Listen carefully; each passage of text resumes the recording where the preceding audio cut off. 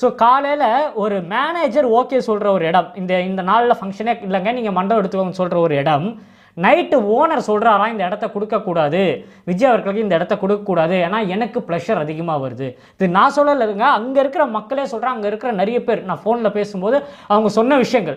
அதுக்கப்புறம் நான் யோசிச்சு சரி அங்கே ஓகேனும் போது நியூஸ் ஒன்று வந்தது, சென்னையில் சந்திக்க வாய்ப்புகள் இருக்குன்ட்டு. சென்னையில் விசாரிக்கும்போது என்ன தெரியுமா தெரிஞ்சுது, சென்னையிலும் அதே தான். சென்னையில் இருக்கிற மாவட்டத்தில் இருக்கிற நிறைய நிர்வாகிங்க பார்த்தீங்கன்னா சென்னையில் ஒரு பெரிய மண்டபமாக அவங்க உட்கார்ற அளவுக்கு என்னென்ன பண்ணணும், அவங்கள கூப்பிட்டு வந்து பேசுகிற அளவுக்கெல்லாம் சர்ச் பண்ணாங்க.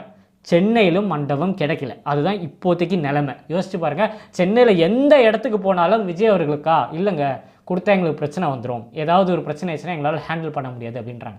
ஸோ இதுதாங்க அரசாங்கத்தோட பவர்.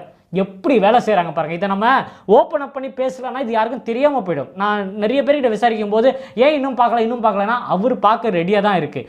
அவர் பார்த்தீங்கன்னா கரூர் போனால் எவ்வளோ பிரச்சனை பண்ணுவாங்க நமக்கு தெரியும். பேசிக்காக ஒரு ஹியூமனாக யோசிச்சு பாருங்க. இவ்வளோ விஷயம் பண்ணுற இவங்களுக்கு இதை பிளாஸ்ட் பண்ணுறதுக்கு எவ்வளோ நேரம் ஆகும் சொல்லுங்க பார்ப்போம். விஜய் அவர்கள் வரும்போது ஏதாவது ஒரு விஷயத்தை கொண்டு வந்து அந்த இடத்துல ஒரு பூகம்பத்தை கிரியேட் பண்ணி அதை பிளாஸ்ட் பண்ணி அதை டோட்டலாக ஃப்ளாப் ஆக்கிடுவாங்க. அது 100% நடக்கும். விஜய் அவர்கள் வரும்போது ஏதோ ஒரு 10 பேருக்கு காசை கொடுத்து உள்ளே போங்க, நான் ஆன்லைன்லேயே காசை கொடுத்து எழுதி வைக்கிறாங்க. இந்த முப்பெரும் விழாக்கு காசை கொடுத்து சின்ன இந்த குப்பை வண்டியில் ஆளுங்களை ஏற்றி கூட்டிகிட்டு போகிறாங்க. இந்த இஃப்தார் ஃபங்க்ஷனுக்கு குப்பை வண்டியில் ஃபுட் எடுத்துகிட்டு வந்து கொடுக்குறாங்க. இந்த மாதிரி பண்ணுற திமுக அரசுக்கு இதெல்லாம் எம்மாத்திரம் சொல்லுங்க பார்ப்போம்.